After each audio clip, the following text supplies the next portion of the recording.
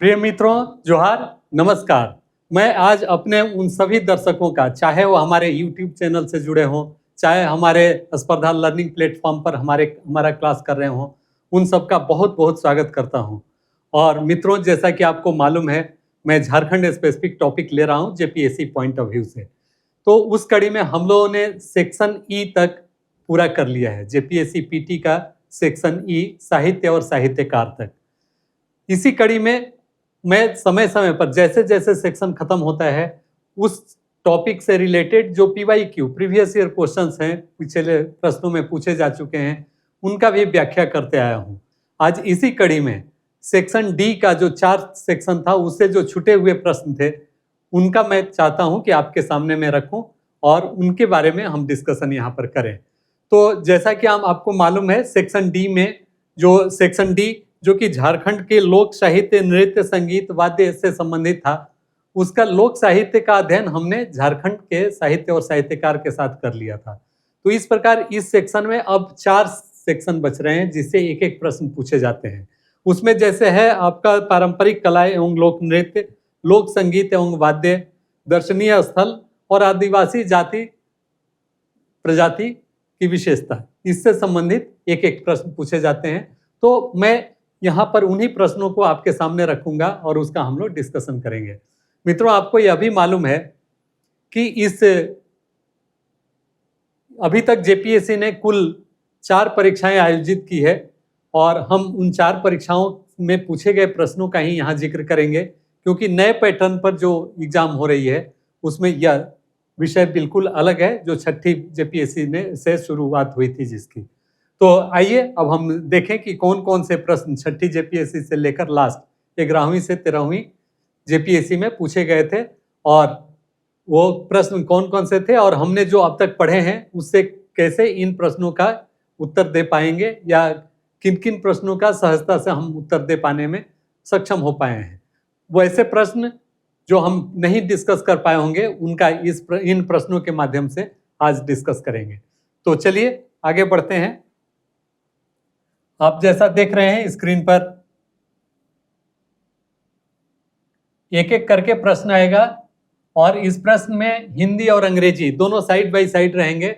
और पहले पार्ट में इसका प्रश्न होगा और फिर ठीक उसके नीचे इसका व्याख्या भी दिया हुआ रहेगा, ताकि आपको इसका रिकॉर्डिंग जब हम दें तो व्याख्या आपके दिमाग में आ सके। अभी तो हम डिस्कस करेंगे ही, लेकिन यह भी परमानेंटली आपके साथ आपके पास रहेगा। तो यह आप देखें, जो पहला प्रश्न जो आता है 18/12/2016 को जो एग्जाम हुआ था 6ठी जेपीएससी, इसमें लांगड़े क्या है। Langde, what is Langde? वाद्य यंत्र, एक प्रकार का नृत्य, जादू का प्रकार, ए एवं बी दोनों। तो हम लोगों ने उस दिन भी डिस्कस किया था इसके बारे में कि लांगड़े एक प्रकार का नृत्य है। लांगड़े एक प्रकार का नृत्य है जो गाया जाता है संथाल जनजातियों द्वारा, और किसी विशेष मौके पर खुशी प्रकट करने के लिए इस नृत्य का आयोजन किया जाता है और इसमें सभी शामिल होते हैं। तो इस प्रकार एक प्रकार का नृत्य है लांगड़े, जो संथाल जनजातियों के में प्रचलित है, और यह खुशी मनाने का, खुशी प्रकट करने वाला यह नृत्य होता है। तो अब देखें इसका व्याख्या क्या दे रहा है। लांगड़े संथालों का नृत्य है जिसमें युवा युवतियां, यह भी एक इंपॉर्टेंट पॉइंट है, युवा युवतियां एक साथ, इसमें यंग गर्ल्स एंड बॉयज दोनों एक साथ कर सकते हैं इसमें डांस। तो ये इसकी खासियत है, और लांगड़े द्वारा जिसमें खुशी मनाने का यह एक प्रकार का नृत्य होता है।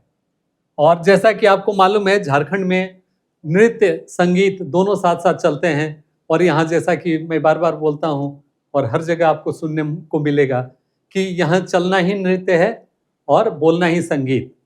और नृत्य के भी बारे में भी कहा जाता है कि वक्ष और नितंब ही यहाँ नृत्य हैं, और शायद झारखंड में बगैर नृत्य का जीवन पॉसिबल नहीं हो और इसे आंका न जा सके, इसे माना न जा सके। इसीलिए रामदयाल मुंडा भी कहा करते थे कि नाची सो बाची, नाची सो बाची, अर्थात जो नाचेगा वही बचेगा। मतलब जो नाचेगा, जो अपनी संस्कृति को धरोहर के रूप में लेकर चलेगा, एक पीढ़ी से दूसरी पीढ़ी तक स्थानांतरित करेगा, तो उसी का अस्तित्व रहेगा, बाद बाकी खत्म हो जाएंगे। इसलिए आप नृत्य के महत्व को समझ सकते हैं कि कितना वैल्यू यहाँ मिलते आया है। और इसीलिए झारखंड का जीवन, झारखंड का जनजातीय जीवन बगैर नृत्य के, बगैर संगीत के उसकी कल्पना नहीं की जा सकती। तो लांगड़े उन्हीं में से एक संथालों का नृत्य है जो खुशी के मौके पर गाया जाता है। अब दूसरा प्रश्न देखते हैं क्या आ रहा है आपके स्क्रीन पर। दूसरा इस प्रश्न है, कजली कब गाया जाता है? कजली स्वाभाविक है कि एक संगीत है, तो कजली इज अ सॉन्ग संग ड्यूरिंग रबी harvest, Holi, rainy season, Chaitra. तो ये वाला कजली जो है वो वर्षा ऋतु में ही गाया जाता है।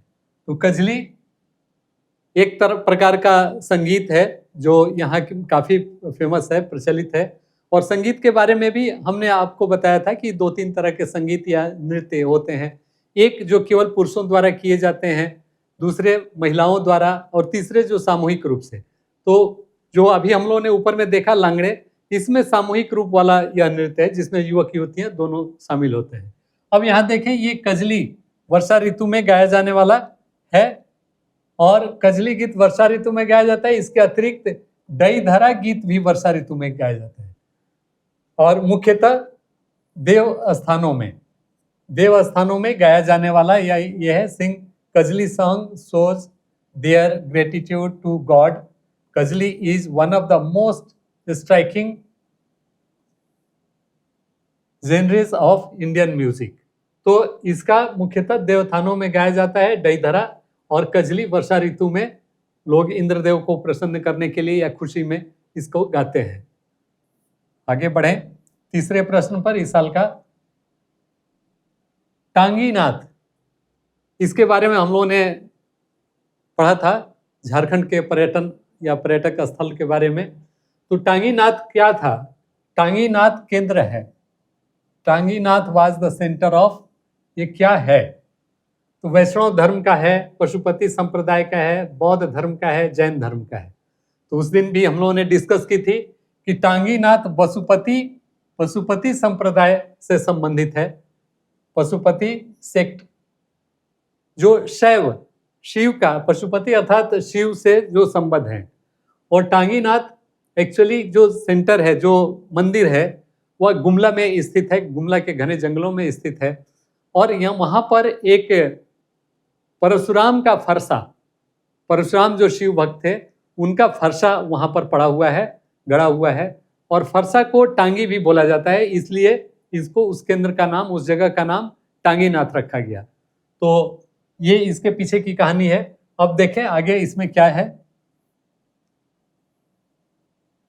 झारखंड में रांची से करीब 150 किलोमीटर की दूरी पर गुमला जिले के घने जंगलों में टांगी नाथ मंदिर स्थित है। यहाँ पशुपति संप्रदाय के भगवान परशुराम का फरसा गड़ा हुआ है। स्थानीय भाषा में फरसा को टांगी कहा जाता है, इसलिए इस जगह का नाम टांगी नाथ मंदिर हो गया है। और काफी यह पॉपुलर और प्रचलित यह जगह और मंदिर है।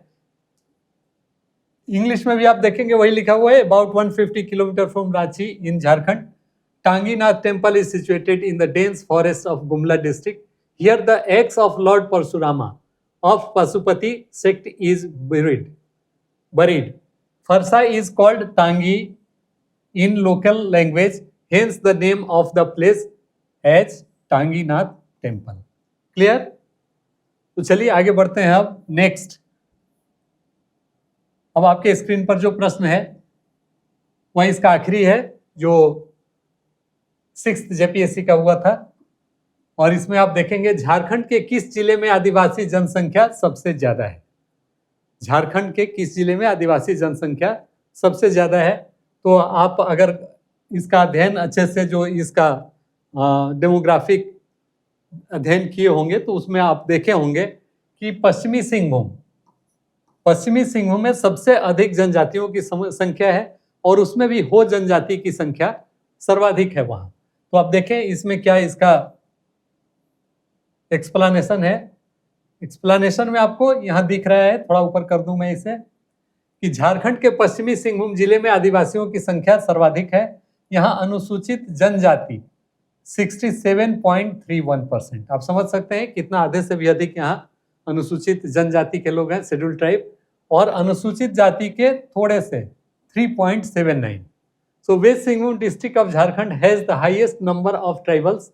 Here scheduled tribes are 67.31 and scheduled caste 3.79%.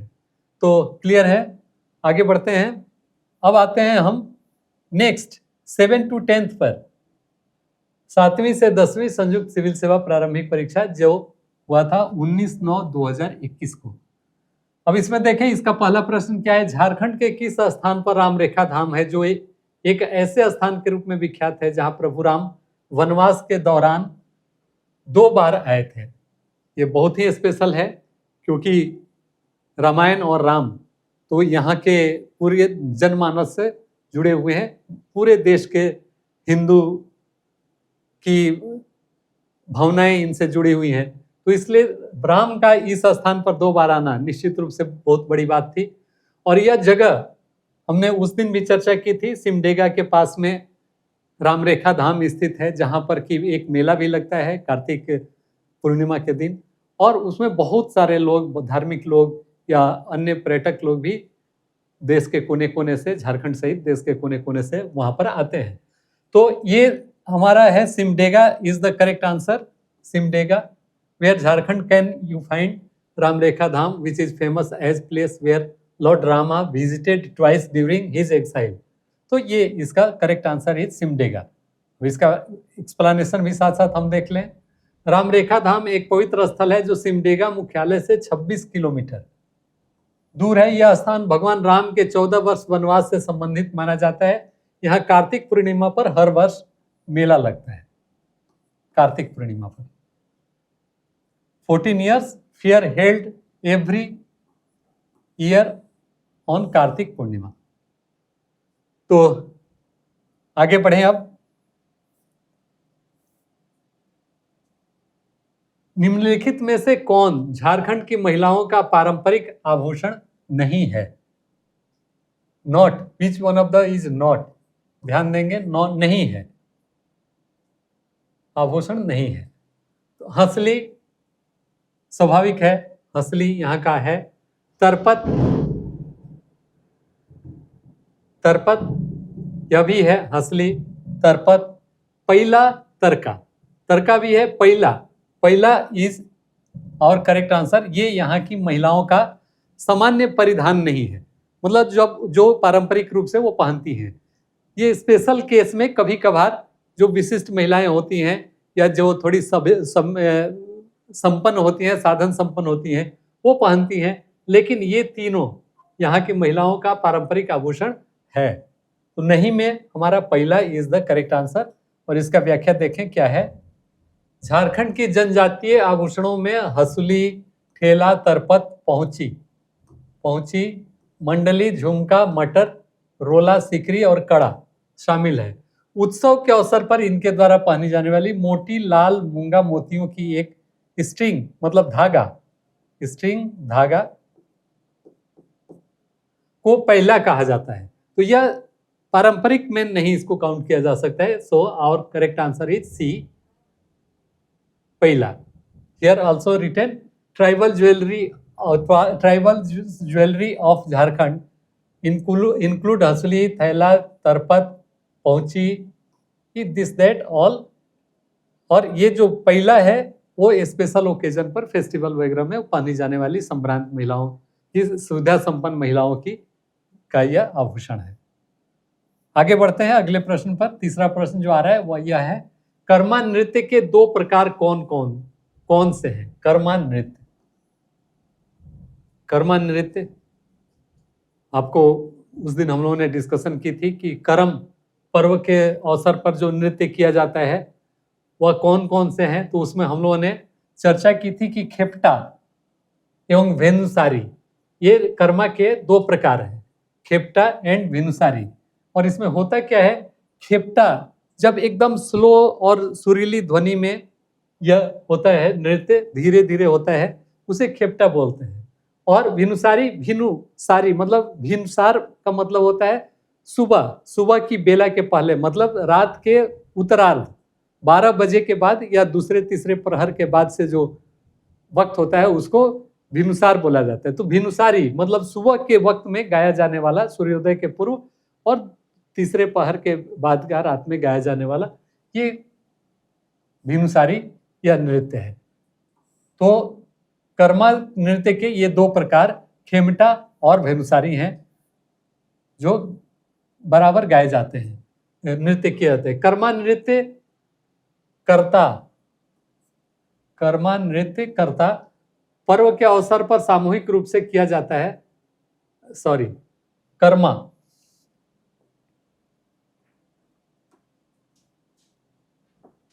इसको कर्मा आप पढ़ लेंगे। कर्मा पर्व के अवसर पर सामूहिक रूप से किया जाता है। यह नृत्य झुककर किया जाता है, झुककर किया जाने वाला यह नृत्य है। इसके दो रूप खेमटा और भिनुसारी हैं। भिनुसारी है। खेमटा में गति अत्यंत धीमी किंतु अत्यंत कमनीय होती है। भिनुसारी रात के तीसरे पहर से सुबह मुर्गे की बांग देने तक चलने वाला नृत्य है। तो क्लियर है ये। Karma dance is performed collectively during the festival. This dance is performed by Boeing.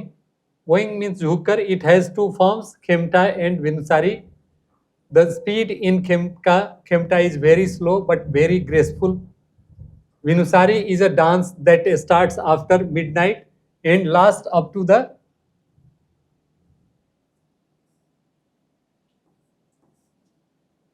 rooster bangs in the morning. तो ये इसका एक्सप्लेनेशन है। अब अगले प्रश्न पर आते हैं जो इस साल का आखिरी प्रश्न है। हो लोगों को लड़का कोल किसने कहा? लड़का कोल हो लोगों को किसने कहा? तो इसका आप एक्सप्लेनेशन उस समय भी हम लोगों ने पढ़ा था, देखा था, और ये थोड़ा डिफिकल्ट मायने में भी होगा, लेकिन चूंकि कोल को लड़का कोल का मामला है इसलिए आपको इसको जानना चाहिए। Larka Kol is associated with SR Tickell. SR Tickell ने लड़का कोल कहा हो लोगों को। तो इसे आपको थोड़ा याद रखना पड़ेगा। अब आगे आते हैं। खिलौने बनाने के लिए झारखंड का लेदरा शिल्प, खिलौना बनाने के लिए लेदरा शिल्प, craft of Jharkhand use for making toys. खिलौना बनाने के लिए ये शिल्प जो है उसके लिए सामग्री, रॉ मटेरियल क्या होता है? तो फटे चिथे कपड़े, बांस, धातु, लाह। तो इन सब से तो बनाया ही जाता है, लेकिन लेदरा शिल्प में किस चीज का प्रयोग होता है? तो लेदरा आप समझ सकते हैं कि लेदरा अपने आप से ही क्लियर है कि लेदरा मीन्स फटे चिथे कपड़े। लेदरा इनफैक्ट भोजपुरी का भी एक में भी उसे फटे चिथे कपड़े बोलते हैं। यहाँ पर भी नागपुरी और यहाँ के भाषा में भी लेदरा मीन्स छोटे फटे चिथे कपड़े होते हैं। तो जो मतलब रिजेक्टेड क्लोथ होते हैं उनसे उनको अंदर में भर के और उसके ऊपर जो थोड़े अच्छे कपड़े होते हैं या नए कपड़े होते हैं उस पर चित्रकारी वगैरह करके उसमें कलाकारी करके और ये बनाया जाता है, खिलौने बनाया जाता है बच्चों के लिए। तो इसमें फटे चिथे कपड़ों का उपयोग किया जाता है। Torn rag clothes is our correct answer. तो एक्सप्लेनेशन है उसमें, वो तो है ही जो लेदरा मतलब उससे तो रिलेटेड है ही, सो है ही। इसमें जंगल और लकड़ी से समृद्ध झारखंड राज्य में बांस, धातु, लाख, पत्थर आदि से भी अच्छे शिल्प कला का उत्पादन किया जाता है।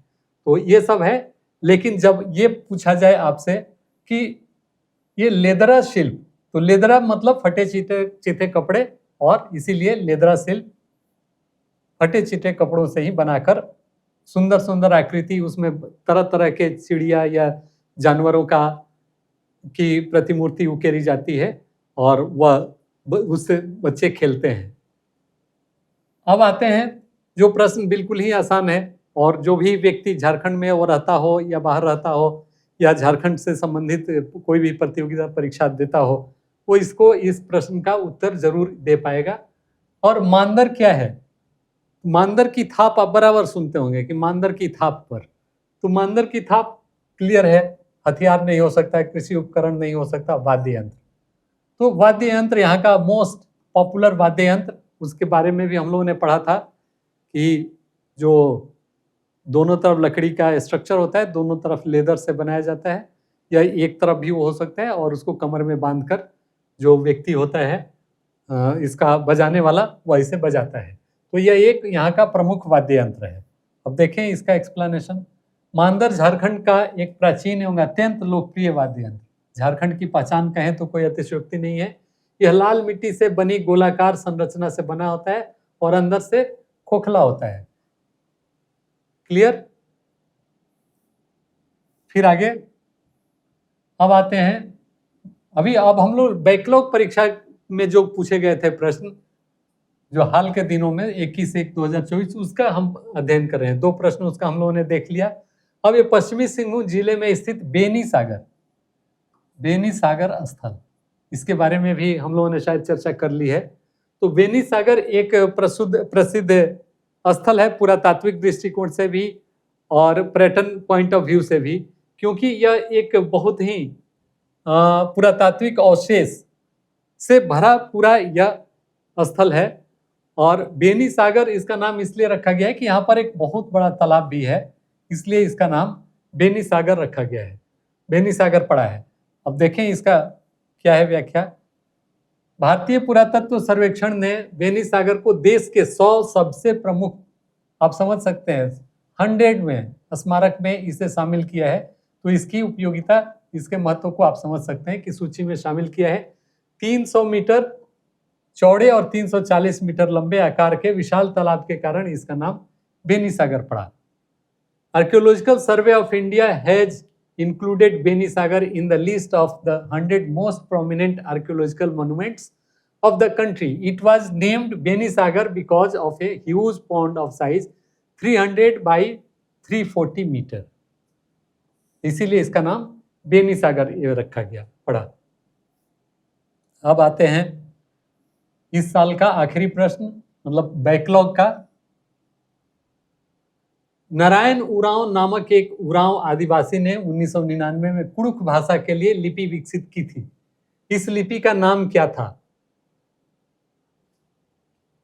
इनका नाम और इस लिपि के बारे में हम उस दिन अपने क्लास में चर्चा नहीं कर पाए थे, लेकिन चलिए अब इसमें ये प्रोमिनेंट पर्सन है और इनके बारे में और इनके द्वारा विकसित लिपि के बारे में हम जिक्र कर लें। तो नारायण उरांव, स्वाभाविक है कि वारांग क्षिति के बारे में अभी हम लोगों ने चर्चा की थी। इसके लोकोबोद्रा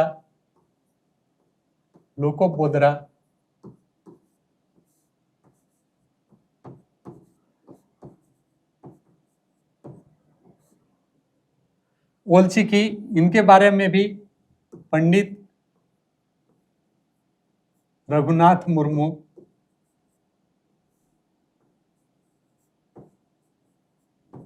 इनके बारे में भी हम लोग जिक्र कर ली थी। शारदा ये नहीं है कोई। तोलोंग सिकी, ये नारायण उरांव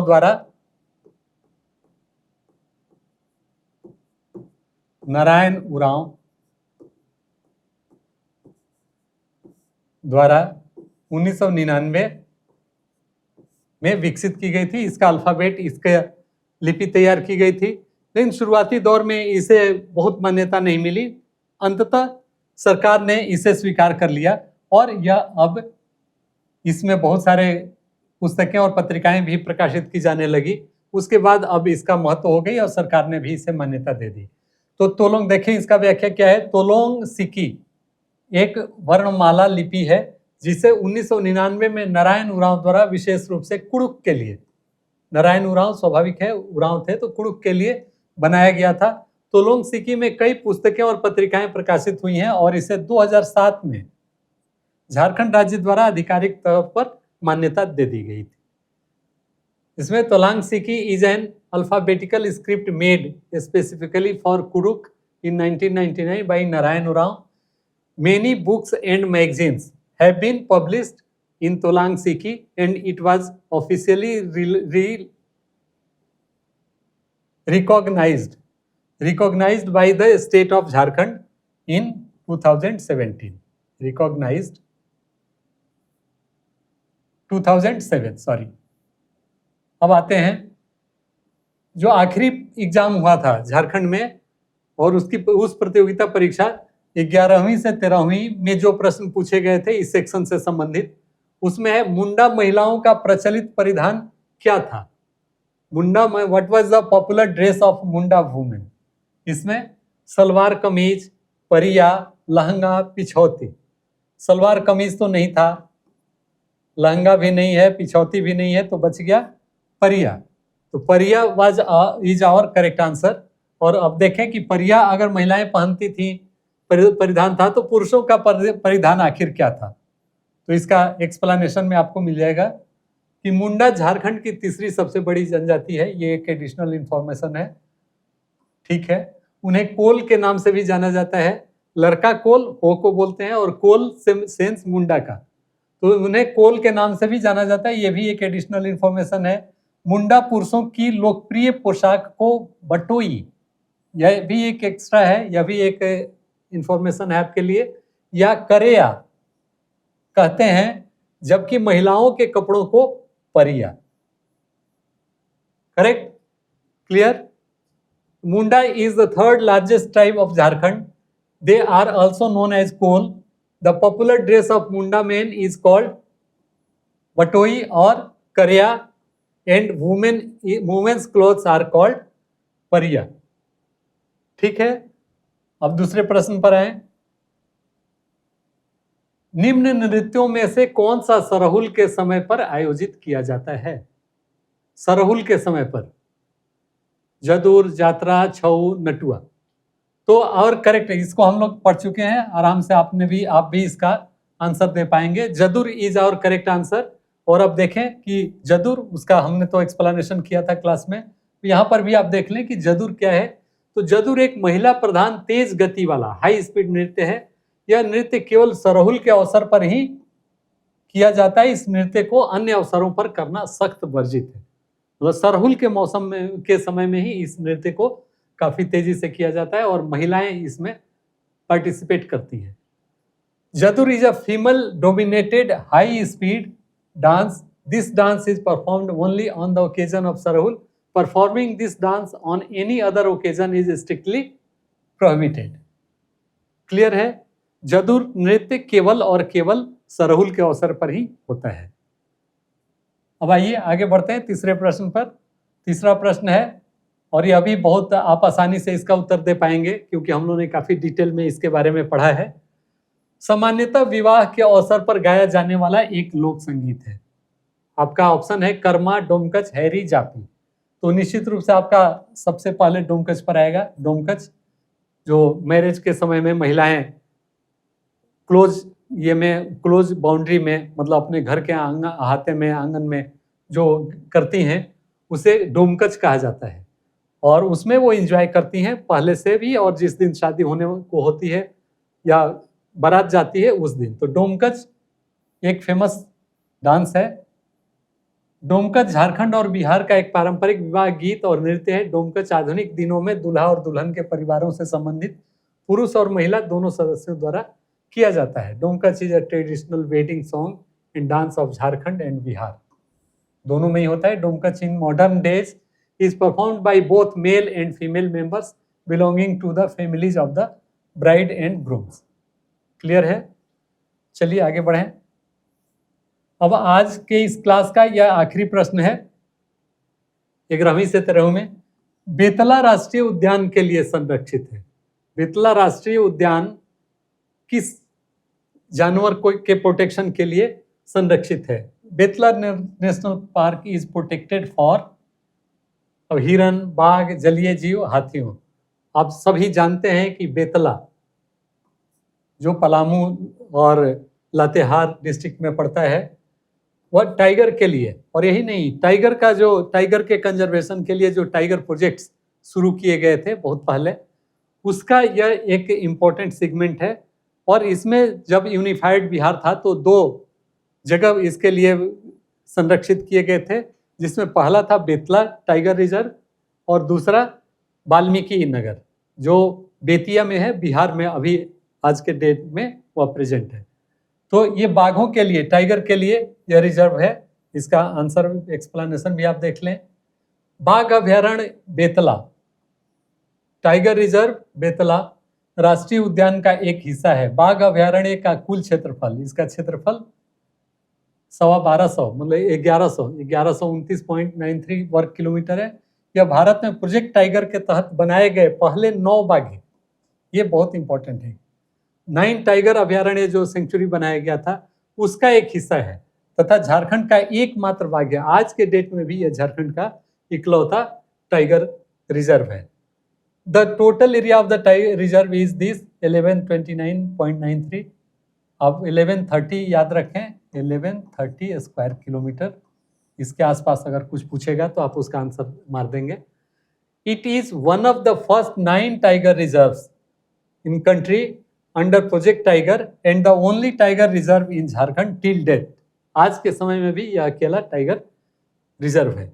तो ये हमारे कुल प्रश्न थे जो इन 4 सेक्शन से, सेक्शन डी के 4 टॉपिक से पूछे गए थे, जिसका हम लोगों ने अभी उत्तर आपके सामने डिस्कस किया। तो फ्रेंड्स, निश्चित रूप से आप सभी, मैं उम्मीद करता हूं कि जिस रफ्तार में हम चल रहे हैं आप भी उसी रफ्तार में चल रहे होंगे और किसी भी प्रकार के कन्फ्यूजन के लिए आप बराबर हमारे संपर्क में रहें और हम भी कोशिश करते रहेंगे कि आपको देन एंड देयर उन सारे प्रश्नों का जो अनुत्तरित हैं उनका उत्तर आपको मिलते रहे। लेकिन दौड़ना तो आप ही को है, हम तो आपकी मदद के लिए आपके सहयोगी की भूमिका में हमेशा उपलब्ध हैं। आप दौड़ें जितना दौड़ पाएं और इस रफ्तार में दौड़ें कि आप अपने टारगेट पर आसानी से और जल्दी पहुंच सकें। यह हमारी शुभकामना भी है और आपसे अपेक्षा भी है।